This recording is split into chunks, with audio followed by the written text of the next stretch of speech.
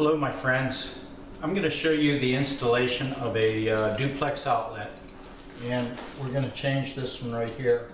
There's a couple things wrong with this, and one is the outlet shouldn't be loose when it's in the wall. The other problem is when you put a plug into this outlet, it's intermittent. The contacts inside are wore out.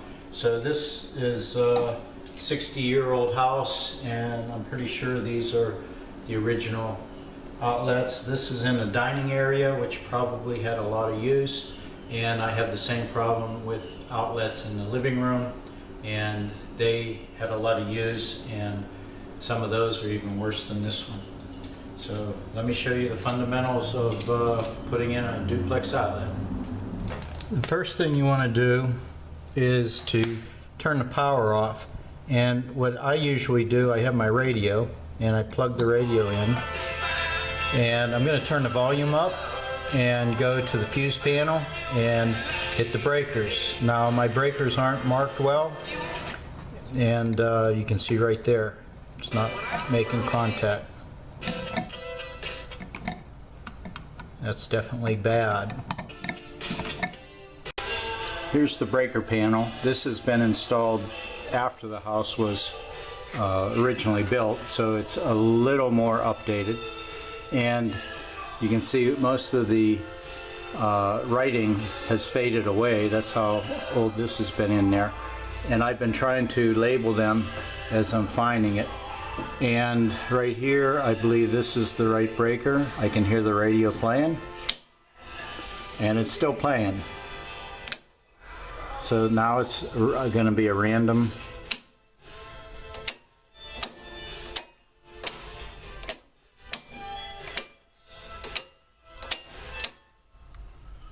Found it. Number 7, we'll have to label that as dining area. When you're installing the duplex outlet, if it's an existing one, you don't need to worry about stripping the wire, but in a new installation, you need to remove the sheathing on the outer part of the electrical wire. And there's a few tools that you can use. This one is a real slick one, and it's cheap. It has a little tooth inside. So you slide your wire inside the handle, and you put the tooth on the middle, and you squeeze, and you puncture that plastic sheathing, and you want to strip about 6 inches of wire for the outlet, and then you just pull on this and it rips that sheathing. Okay, what you're going to find is a white and a black wire with a common, the earth ground, and that will be covered, that center one will be covered with a piece of paper that you peel off, and then you remove this sheathing. Now I always use these side cuts. Sometimes they're called dikes, and that exposes the wire that you'll be using. Now if you don't have this, you can use a knife, and what makes it real easy is a utility knife. And if you notice, most of the knives have settings, and what you need then is set that tooth down to a low setting. This makes it a little safer and easier. Then again, position in the middle, slide it down the center, and you want to try to make sure you don't cut into the insulated wires, the white and the black, that's going to be on either side. So you want to try to stay in the center.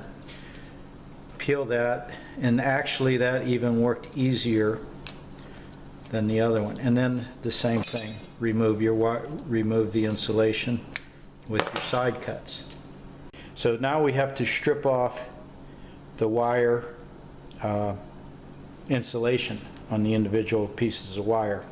Now the amount that you're going to strip should be roughly a 1/2 inch to possibly 3/4 inch, depending on how you're going to install these outlets. Now I have a couple outlets here. Here's an older one, and I got this because this is a higher quality outlet than these. And code allows you to press the wire inside these holes in the back that will lock in. I do not like to use those. A problem that I see with this type, which will be on most of them, is there's a spring, a flat spring in there, that the edge of the spring touches the wire. As you push it in, it locks that wire in, and that's making the mechanical connection onto the wire. I don't feel that that's a good enough connection, that there's enough in contact with that wire. So I don't use those. I almost always use the screws that are on the side. Now with this old one, I don't know if you can see on the video, you see this screw here, looks like it's loose. Okay, that screw is attached inside to a plate. That plate will squeeze the wire. When you push it in this hole in the back, it'll squeeze and make a good mechanical connection. This type would be very good to use by inserting in the back. And in addition to that, you can also wrap the wire on the nut if that's what you want to prefer. But you're still going to have to turn the nuts. This will increase the speed a little bit at which you can install the outlets. And a lot of times these are used by licensed contractors because it speeds up their installation and they make money on the amount of time at which they can install the outlet. But personally, I feel that it's not as good as wrapping the wire around the screw. Now, if you're going to insert the wire into the holes, there is always a gauge on the back of these. Maybe not on the old one. Yes, there is, right here, a strip gauge. So you would strip the wire from this edge to the mark on the gauge, and here it's embedded or formed in the plastic from the edge to here. So it's roughly 3/4 of an inch on this. Now, if you're going to wrap it on the screws, you're going to need to strip about 3/4 inch to an inch on these ends. Now, there's different types of strippers. There's this type where the stripping gauge is right here, and there's numbers designating to or referring to the wire size that you're using. There's sometimes pliers that have strip gauge or strippers on the inside, and they work fine. The only problem that I find with these is quite often when I'm using these, I'll pinch my skin in here when I'm not stripping, when I'm using the needle nose. So it works fine as a stripper, but it gets me a lot of pinches in when I'm using it, so then I use other pliers for that means.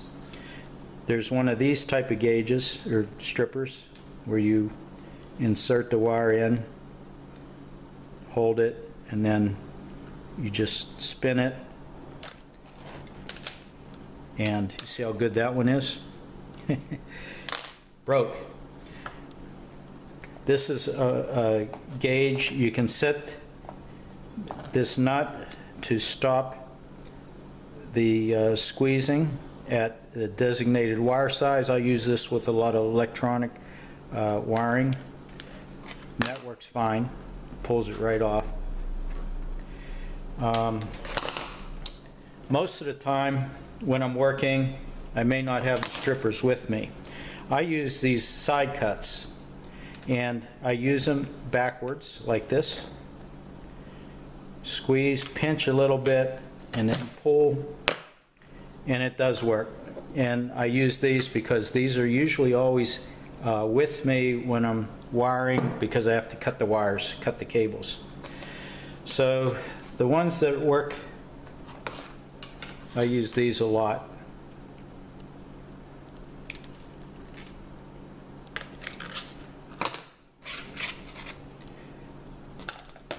Okay, now when it comes to inserting these, if you observe the contacts, there is a connection between these two contacts right here with a little tab. If I can point this out, right here is a little tab.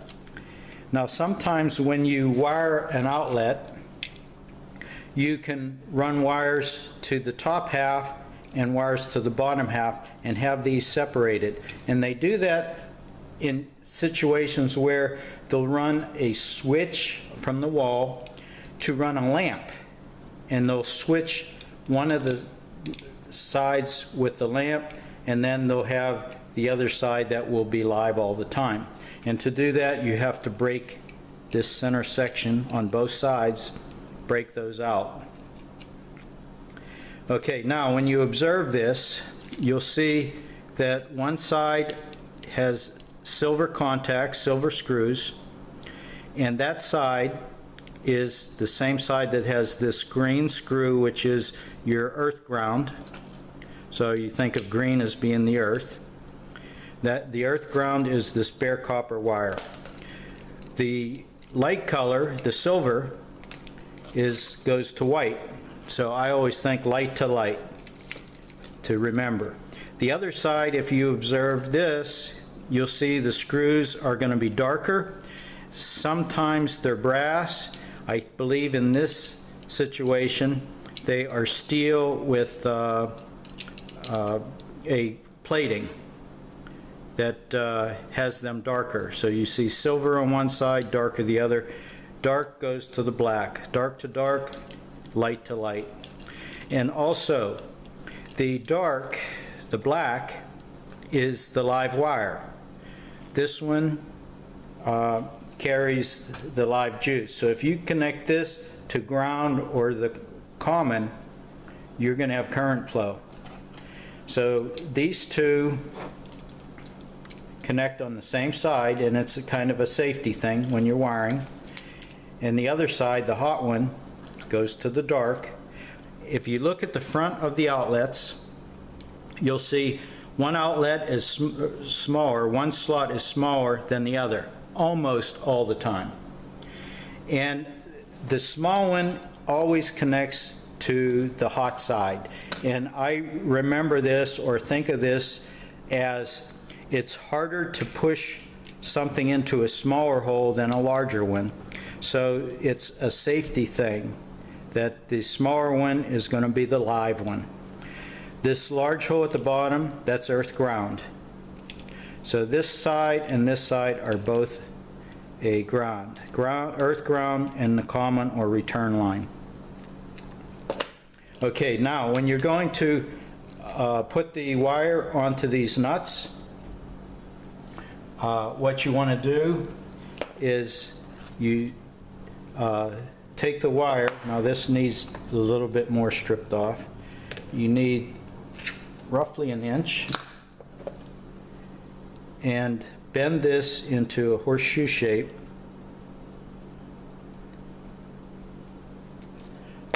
Like this. Now when it goes onto the screw, this is very important. You want it to go on the way the screw tightens, which is going to be clockwise. And the reason for doing that is you're tightening this, it rubs on that wire and it turns the wire in a tightening direction. If you put it on in reverse, that tightening could push this off and loosen up. So put it on in a clockwise direction, and you hold the wire as you're running the screw. Also, kink this if you can.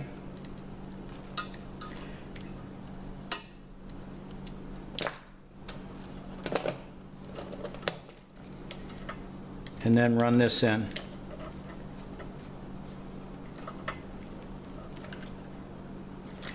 Put it snug, and right there. That's it. Now I'm going to use this in the wall, so I have to disconnect. Now, these wires, I'm going to show you I'm going to open up my circuit breaker on the wall and show you where these connect inside. A lot of people have no idea of what's going on in the circuit breaker panel or fuse panel. So I'm going to show you exactly where the black is going, the white, and the ground, the earth ground. One more thing on these outlets. Outlets now are being made with a embedded or letters that say TR, and new wiring requires this, and the TR stands for tamper resist. And what's inside of a tamper resist is like little windows that cover these two holes. So you can't poke anything into those unless both of these are pushed at the exact same time, and then the covering, the panel, the covering inside the hole will slide off only if they're being pushed at the same time. And that's supposed to be for a safety thing. They still sell these. This is brand new. So this is being a replacement for my existing wiring. Right here is a new outlet in my kitchen, and any outlets in a kitchen need to be ground faulted. So I have a ground fault right here, and this is ground faulted. It's a slave to this one. So you can see right here there's a TR and standing for tamper resist, and there's two little panels inside that are blocking the holes to make access to the contacts in there. Okay, as far as the orientation of the outlet, you can mount it this way or flip it over. Mounting it this way allows you to use devices that are made to stand up vertically, for example, like night lights. So I prefer mounting these in this way. As far as the coating, doesn't matter whether it's up or down. In fact, you can see the TR this way is up, the TR this way is pointing the other direction. So it could be red if it was mounted in the reverse direction. Here's my fuse panel or circuit breaker that supplies the power to the house, and I removed the cover panel. Okay, it's still live in there, so you have to be careful what you're touching or not touching anything. Okay, as you're coming in, I'm using a piece of bamboo to point. But here's where the ones are coming in. These are two live. This is a sub panel. These two lines coming in, this one here, it's not bare, it's connected to here. This is your common. The white wires are going to that. These other two that are the live wires, if you measured across these two, it measures 220 volts. If you measure from the ground, this common, the neutral wire, between a neutral wire and either one of these will measure 110 volts. So this neutral is dividing the 220 volts. Okay, now these two are going to the main disconnect. So if I throw this breaker, it turns the power off on these two sides. When we're checking these out, you'll see that this neutral wire here is physically connected to the same bar as these bare wires.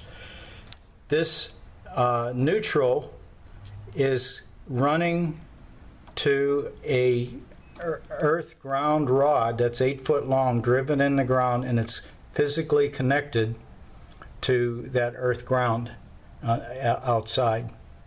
I already checked, make sure the power's off. Let's see how loose that is. Now we remove the outlet. Anytime I'm working with electric, always assume that the power is on, even though we know we turned this off. And as a common practice, you only work one hand. And that way, if you do touch a live wire, it doesn't flow from one hand to the other, which would go through your heart and electrocute you. Okay, this one, it terminates a line somewhere. It's not feeding a second, so we only have one set of wires in here. Now there is enough wires insulation stripped off of this. What you don't want is the insulation to be underneath the screw head. That could give you not a good electrical connection or mechanical connection. Now, one of these aren't going to be used. As a habit, I always screw those in to where they touch, so it makes less area for the live contacts to touch something. So on the screw in a clockwise direction.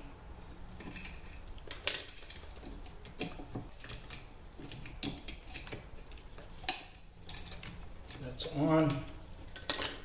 Try to close. Make sure the wire is underneath.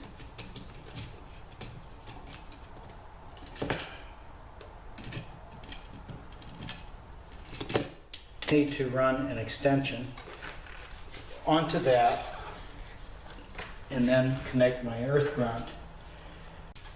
Now, if you have to make a connection inside a box where there's two or more wires, you have to make a connection with a wire nut, twist the wires together and with the wire nut. Now, if this was a metal box, you could connect. They make these grounding screws that you can screw this right into the metal box, and then there's your earth ground. So here I'm using a piece of bare wire from the previous strip.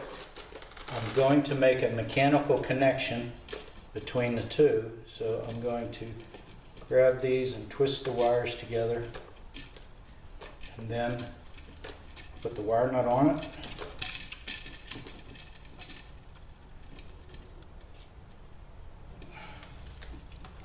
Now, if you had two wires coming in where this had a second pair going to another outlet, you would run a third wire because you only have one terminal for this earth ground. So we bend that same way clockwise around the nut, close it up. Okay, now both grounds we saw in the fuse panel breaker box that these are connected physically together inside. Now these are both on the left side, and what we want to do is bend the wire. Now if this was longer, we would do it in a zigzag direction and push it into the box.